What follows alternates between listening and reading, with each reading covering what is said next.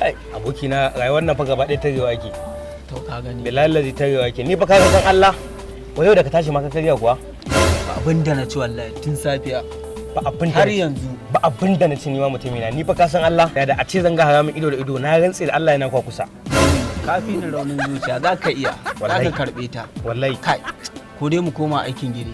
Aikin gini. Ni za ka laga sai ma aikin gini. Kar ka manta fa ina da digiri. Oke na dago kana da digiri to a nemi aiki. Ka gani? A nemi aiki. A wani banzan wani masaki yana towa nan wajen.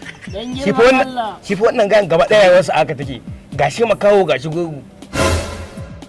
Sadaka dan girman Allah. Sadaka bi sabilillahi.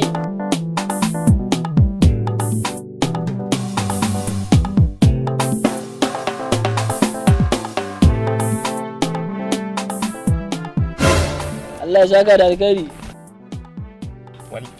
Wallahi 1000 aje mai. 1000? Wallahi 1000 ce ga tanan fara sol wallahi. Gano ne ni ba jiyo ba ga tanan. What? 1000? Wallahi 1000. Allah ni wai To gaskiya ina gaji da a can. Ka gani ko? Ka gani ko? Allah ya saka da alkhairi. Kai, na rantsi da Allah wannan masakin mutum ba karamin kwashewa ke ba. Kawai shi saboda gurgu ne sai a kullum fa zai iya 10,000 a wajen nan. Kai mai dabara. Yadda zan yi da shi. Kai mai dabara. Ba za a taimaka.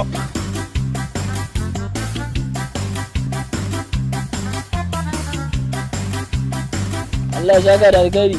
Allah ya ji kan mahaifa. Kai, wallahi wasa fa da wasa wannan gayan yana samun kuɗi. Kaga, kai mai dabara. Ka gani? Mai dabara. Dabaru za ne kai tashi ba wajen nan ko ne kuɗin. Tunda ai ba gani yake ba. Wannan mugun san kuɗin je. Hello?